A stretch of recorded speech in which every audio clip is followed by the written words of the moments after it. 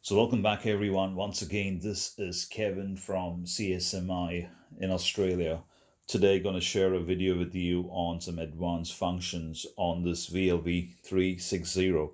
Now, this excavator belongs to Peter. He's in New South Wales in Australia. So we have put sound, we put lights, and we've done some advanced modifications on the radio. So you've got dual functions on a single stick, which means you flick this switch up here. Let's say this is a normal condition, and in this condition you'll be able to slew the car body, and you'll be able to use the stick or the sub boom. Now you flick the switch, you're going to be able to use the tracks, which is forward, which is reverse, and then you can steer the excavator with the joystick. Once you finish steering, you flick the switch, it goes into back into normal mode, and then again you can use it for slewing and for the stick. There's another function up here, which we will show you once we run the excavator. You flick this particular switch, then all the hydraulics is on demand, which means the pump won't be running. The moment you move any of the stick, it'll get a command, and the hydraulic pump will then kick in, and then it'll start. The moment you release the stick, the pump will go back into stop or idle phase, and then you flick it back. You can use this particular switch, which is constant demand, which means you can increase the RPM of the pump and choose how much pressure you want. When you don't want any pressure, you flick it back to normal and the pump is again stopped. So let's go through this things step by step so you can see what we're going to talk about in this video. So I'll bring the camera a bit more closer so you can see the machine in detail. Now you can see that I've taken the left hand side panel out of the machine to show you where we've fitted the speaker, and the speaker goes behind the cab. Now the good thing is the factory does provide you with a provision to put the speaker in, and this is what I mean when it has a provision for the cabling to come out, which is a good thought when you're putting the speaker in. We've used some special glue to keep the lighting and all the cables safely underneath the cab so it doesn't short or the wires don't get pulled, so it just stays there safely. It's covered by the cab, so cosmetically you can't see it anyway, so it won't really matter. At least the cables are nice and safe and they won't get pulled out. Now going into the machine itself, let me put this cover up so that you can see on the inside what we have up here. Let's get the camera into focus. We've got the sound module up here. We've got a speed controller up here. There's a lot of there's a lot of wiring in there. Luckily, we're using a 14-channel receiver on this particular machine. It's a bit hard to see, but I'll try to see if I can point it out. So underneath up here, you have the 14-channel receiver sitting right at the bottom. You have a light switch up here. This light switch will help us have all the lights independent of each other so that we can have each light function at any given time. We don't have to lose a particular set of lights to switch another light, or all the lights don't need to come on at the same time. You have the latest version of valve block in here. This is the new version. You have a relief valve. I've spoken about this in the other videos. Now the translucent lines over here, once again, this is low pressure and hence it's translucent and you can see the oil. If you see any cavitation or bubbling, it means two things. Your oil's come to an end. There's no oil in the tank. The pump's trying to draw the oil and it's not getting enough of medium, and hence it's cavitating, which means you've got air bleeding. All you need to do is fill oil using this filler cap up here. You just open this and then you can fill the oil, and that should take that problem away. I'll just run through a couple of things. So the pressure comes up here from the pump. This is the high pressure line. Let me get into focus. This is a tapping from the high pressure line, and then you have let's see, I can show you this particular thing. Looks cosmetically like a mushroom air filter, but it's actually a relief valve. You can control how much of pressure goes back into the tank, which will return from here. And then you got a second line up here, which goes to a pressure gauge, which you can actually see up here. So that's what's there inside this particular machine. So quickly, let's get into the second part, which is actually show you the functionality of what this machine is capable and what it sounds like. Now, We have chosen a truck sound in this one, or a truck sound module in this particular excavator. So that's what we wanted to go with as a demo, and that's what we have put in. And hence, that's what you're going to hear. So if you're wondering and telling and saying that this thing sounds like a truck, yes, we are aware. That's what we wanted to do, and hence that's what we put inside it. So thank you for being observant if you're going to put that comment in the video. So you can hear the beep. This beep actually means the excavator is powered up, ready to go, but it's not getting a signal from the radio, right? So that's why it's beeping. It's not getting a signal from the radio. Now, I'll go through the start sequence of the radio. It does look daunting with a lot of switches. Most of the switches that we're using are operational for this particular machine. So let's go and power it up. Now, I'll bring the screen a bit more closer. It'll ask you, do you want to start the transmitter? There is a button up here that says yes. We're going to click that. Now, you probably heard the 3 beeps and then a long beep. It's very important to hear that because it actually tells you that the ESC is now armed and ready to go. If you don't hear that beep, you must start the start sequence once again, because if not, the hydraulics and everything will not run. Important thing on this particular setup, the ESC must be in the 0 position.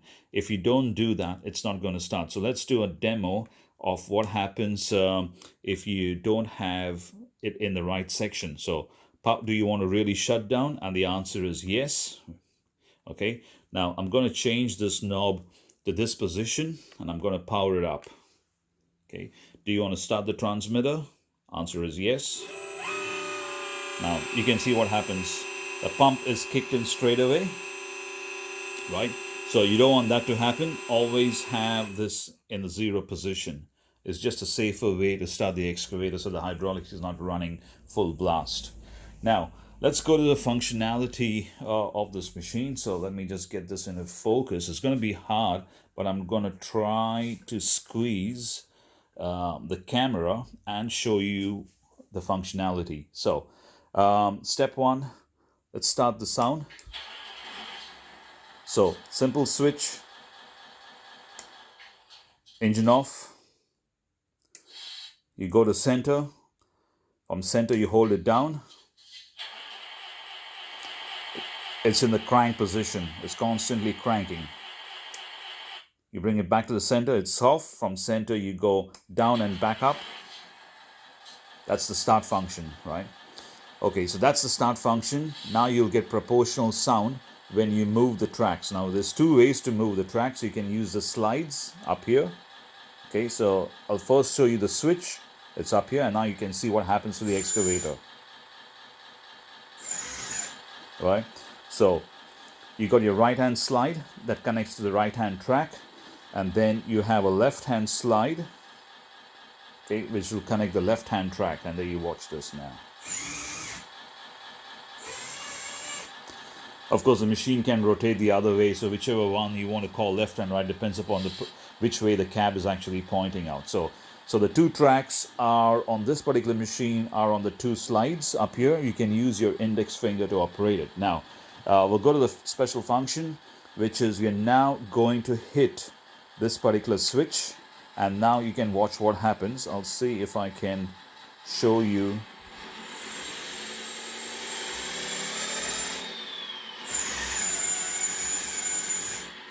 Okay, so basically we are using the joystick for operation.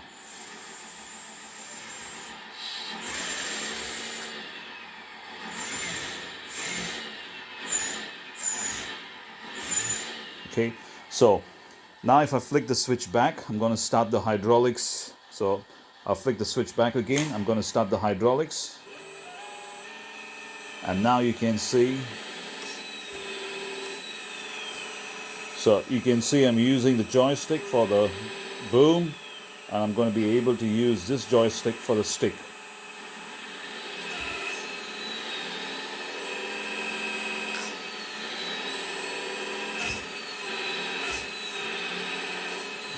Of course, the hydraulics is quite responsive, and hence you can see it jerking. But if you are smooth enough on the sticks, I won't show you the radio. but I'll show you the operation using this particular radio, how smooth the operation can be on the hydraulics.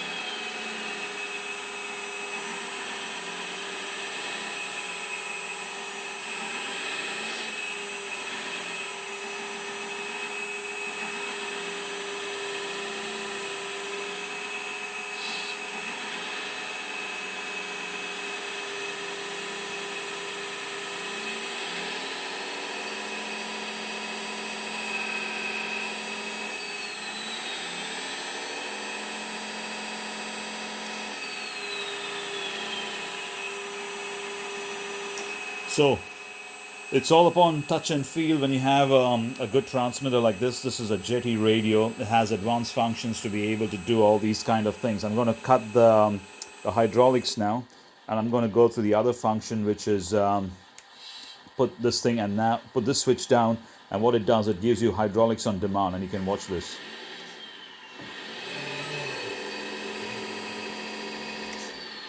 Let me see if I can get it into focus.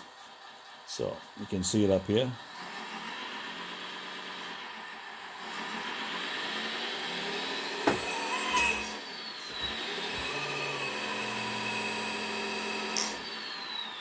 So this is on demand basically. You don't have the hydraulic pump running. The moment you want a function, you just move the stick, and it'll actually give you the hydraulics. The moment you release the hydraulics, release the stick, the pump will actually stop. So that's the on-demand function, where your hydraulic pump is set to 0. You flick a switch, and then you can actually get the hydraulics on demand. You move the switch back, and then you'll only get the sound but no hydraulics on it. Here you can see this. Obviously this is coming down by gravity.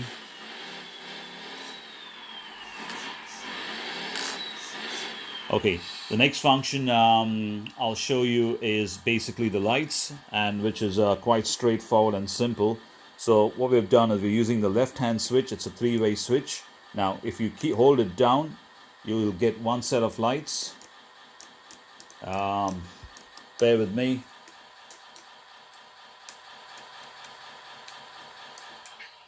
Okay, so I think I have disconnected the lights from the inside, so I'll show that particular part of the lights in the next video. This is where we are on this particular video. That's where we're going to stop. As usual, if you have any questions, feel free to email us or leave a comment at the bottom, and we will try to get back to you.